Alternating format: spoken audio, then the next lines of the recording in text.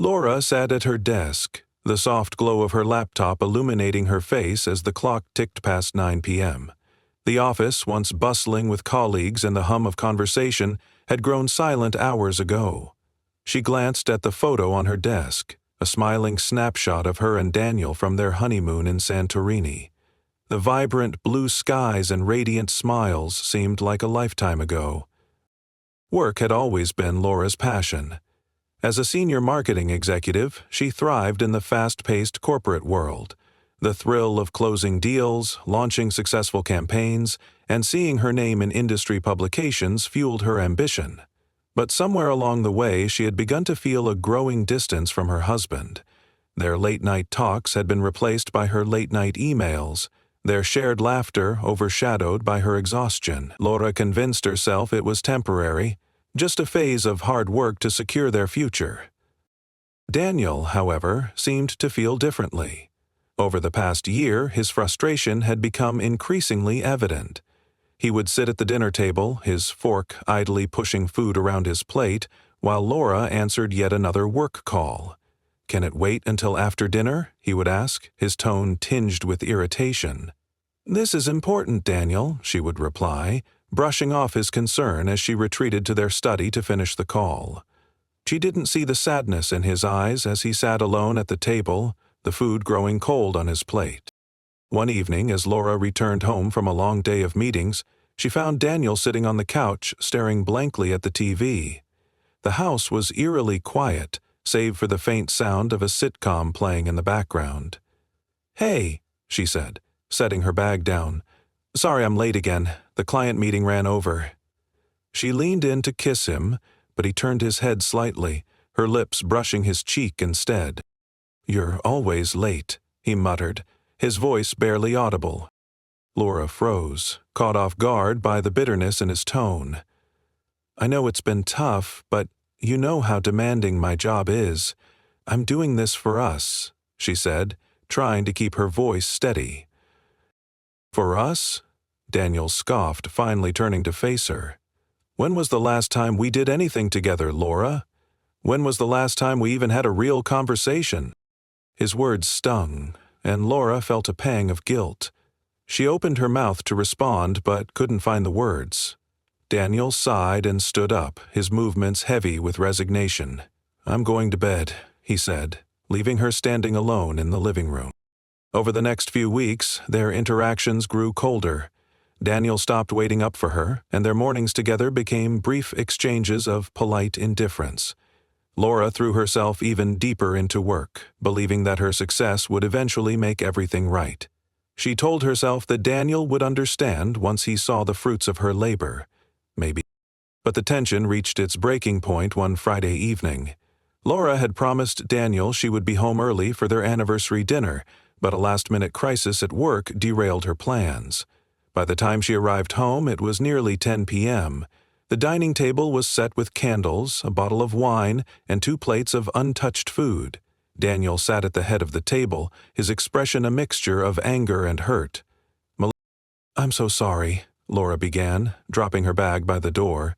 "The team needed me to fix a presentation. It was a disaster, and—" "Save it, Laura," Daniel interrupted, his voice sharp. "Do you even remember what today is?" "Of course I do," she said quickly. "It's our anniversary, and "And you were late," he finished for her, standing up and blowing out the candles. Again. Laura felt her chest tighten. "Daniel, I'm trying my best here. You know how important my job is." "And what about me?" he shot back. "Am I not important? Am I just supposed to sit here and wait for scraps of your time while you chase promotions and accolades?" "That's not fair," Laura said, her voice rising. "Everything I'm doing is for us, to build a better future." Daniel laughed bitterly. "What future, Laura? The one where you're too busy to even be present? Because that's the only future I see." The argument escalated, their voices echoing through the house. Every unspoken frustration, every moment of neglect came spilling out in a torrent of accusations and defensiveness. By the end of it, Daniel was standing by the door, his face pale with exhaustion. "I can't do this anymore," he said quietly. "I want a divorce." The word hit Laura like a physical blow. She stared at him, disbelief and panic washing over her.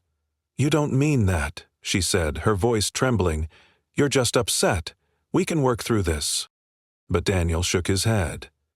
"No, Laura, I've been upset for a long time. I've tried to tell you, but you're never here to listen. I've made up my mind."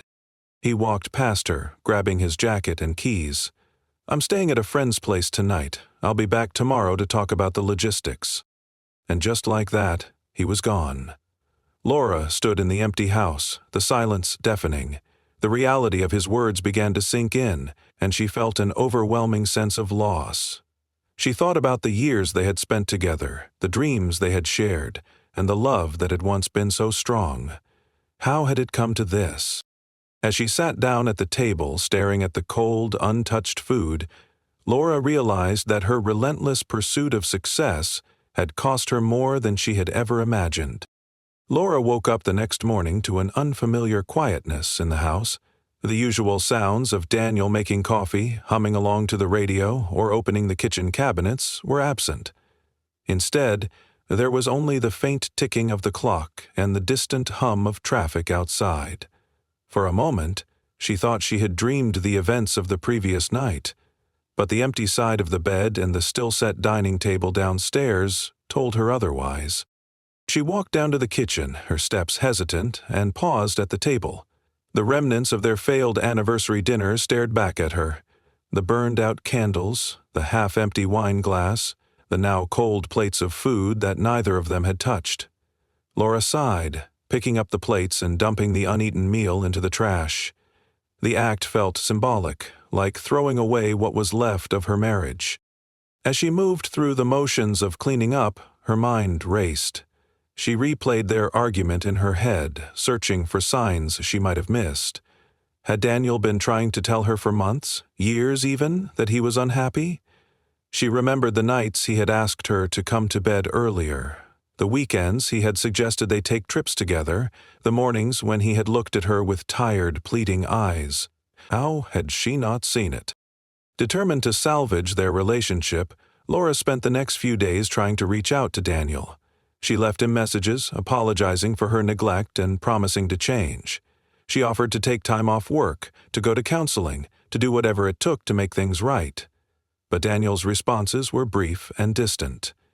He needed space, he said. He wasn't ready to talk. Laura threw herself into her work to fill the void, but it was harder now. Her concentration faltered during meetings, her usual confidence wavered during presentations. At night, the silence of the house pressed in on her, amplifying her feelings of guilt and loss. She couldn't stop thinking about what Daniel was doing, where he was staying, and whether he was confiding in someone else. 2 weeks after Daniel left, Laura noticed a shift at work. Clara, her assistant, had been acting strangely. Once the most reliable and proactive member of her team, Clara now seemed withdrawn and uneasy. She avoided eye contact during meetings, responded curtly to emails, and often left the office early with vague excuses about personal errands. At first, Laura assumed Clara was going through her own issues and decided to give her space. But then, small things started to add up. One afternoon, as Laura was reviewing her schedule, she noticed an odd entry in Clara's calendar. A lunch meeting scheduled during a time when Laura knew Clara wasn't working on any client projects. Curious, Laura casually asked Clara about it later that day. "Oh, that was nothing," Clara said quickly, her cheeks flushing. "Just catching up with an old friend." Laura nodded, not wanting to pry, but something about Clara's tone didn't sit right with her. Over the next few days, Laura began to pay closer attention to Clara's behavior. She noticed the furtive glances at her phone, the whispered conversations in the break room, the way Clara seemed to stiffen whenever Laura walked into the room. One evening, while working late in the office, Laura overheard Clara on a phone call. She wasn't eavesdropping intentionally, but Clara's voice carried in the quiet space. I know, I'm trying to figure it out," Clara said, her voice low and tense. "She doesn't suspect anything yet, but I can't keep this up forever." Laura froze, her heart pounding. Was Clara talking about her? And if so, what was she hiding? The idea that her trusted assistant could be involved in something deceitful felt surreal, but Laura couldn't shake the feeling that something wasn't right. The truth came crashing down a week later. Laura was at lunch with a mutual friend of hers and Daniel's, a woman named Sarah who worked in the same industry. They were catching up casually when Sarah hesitated, her expression conflicted. "Laura," Sarah began carefully, "I wasn't sure if I should bring this up, but I saw Daniel last week." Laura's stomach tightened. "Oh? How is he?" Siri hesitated again. "He seemed fine, but he wasn't alone. He was with Clara." The words hit Laura like a physical blow. "Clara?" she repeated, her voice shaking. Sarah nodded, looking apologetic. They were having dinner at that new Italian place downtown. It looked intimate. Laura felt the room spin as Sarah's words sank in. Clara, her assistant, the woman she had mentored, trusted, and relied on. The betrayal felt like a knife to the heart. She thanked Sarah for telling her and excused herself from the lunch, her appetite completely gone. Back at the office, Laura confronted Clara directly. She waited until the end of the day, when most of the team had left, and called Clara into her office. Clara entered hesitantly, her usual confidence replaced by nervous energy. "Clara," Laura began, her voice calm but firm, "I need you to be honest with me. Are you seeing Daniel?" Clara's face turned white. She opened her mouth to speak, but no words came out. Her silence was all the confirmation Laura needed. "How long has this been going on?" Laura pressed, her composure slipping. Clara finally found her voice. "Laura, I didn't mean for this to happen. It just happened." Laura stared at her, disbelief and anger boiling inside her. "You didn't mean for it to happen? You've been working with me, taking my trust, all while—" She stopped, unable to finish the sentence. "I'm sorry," Clara whispered, tears welling in her eyes. "I never wanted to hurt you." But the apology felt hollow. Laura dismissed Clara for the day, too overwhelmed to continue the conversation. Alone in her office, she sat in stunned silence. The betrayal cut deeper than she had imagined. Not only had she lost her husband, but she had also been betrayed by someone she had trusted implicitly. That night, as Laura sat in her quiet home, she realized she couldn't ignore the situation any longer. She needed answers, closure, and a way to move forward. The painful truth was out, but it was only the beginning of her journey to rebuild her life.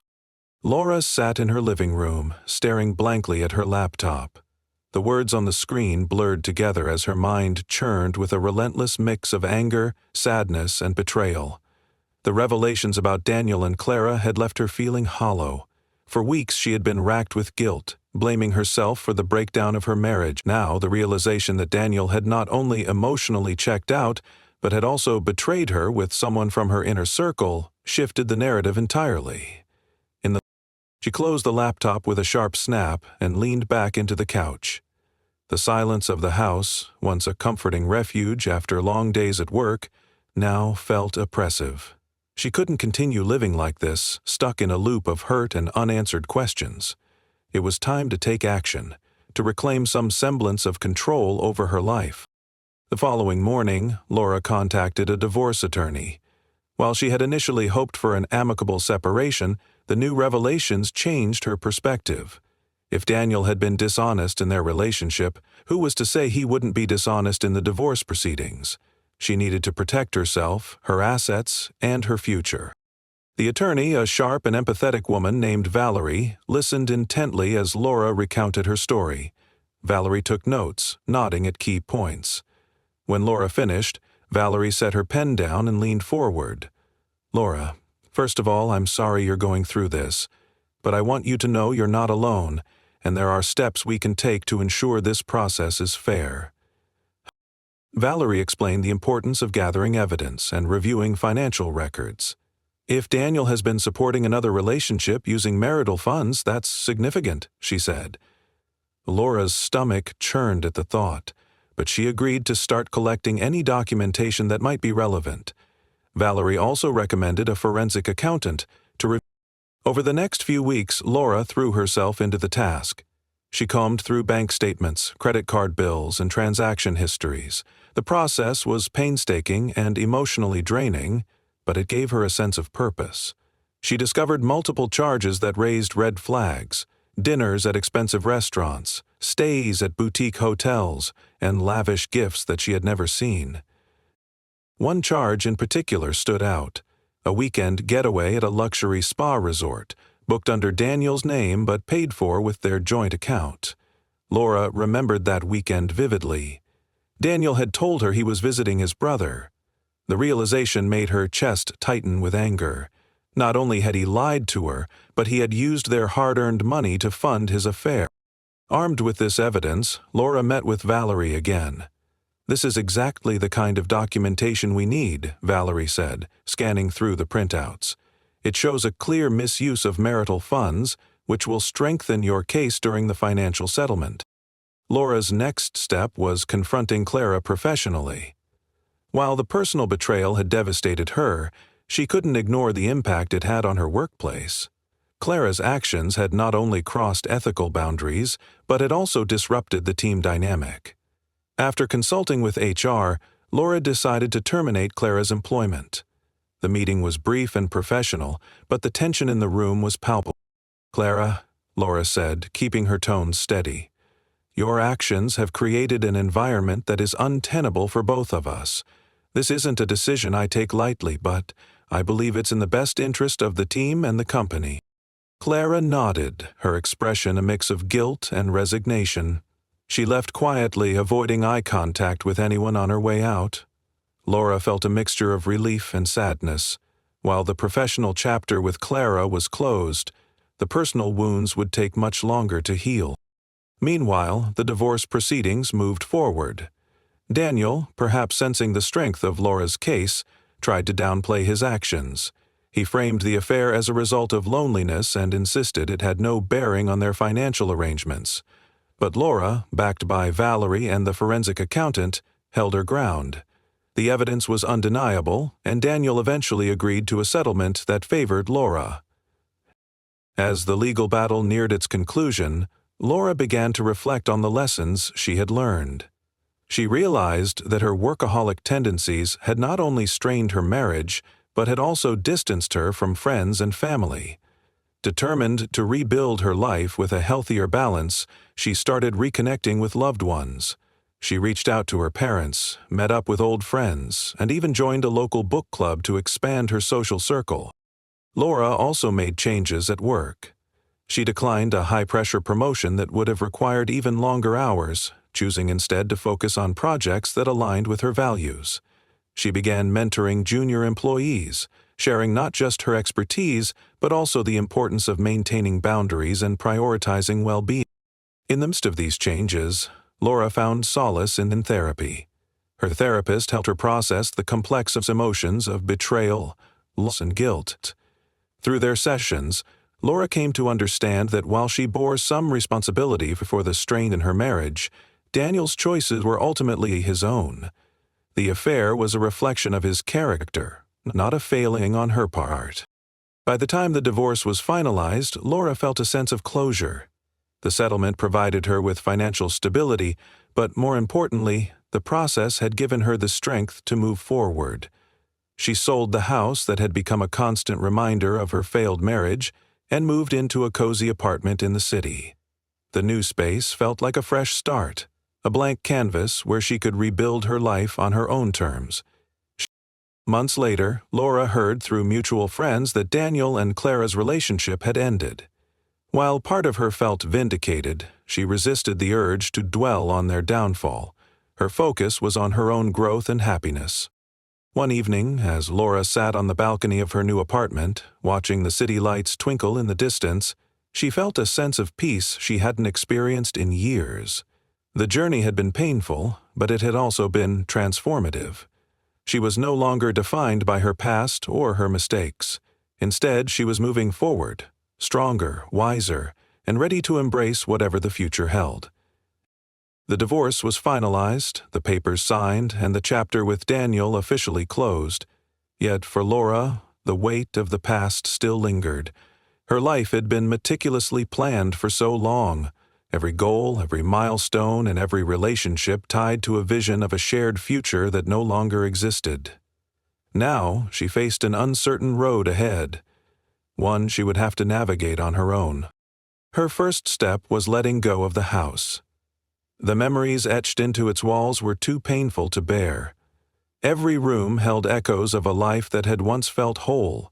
The kitchen where they'd cooked meals together, the living room where they'd spent lazy Sunday mornings, and the bedroom where dreams were shared.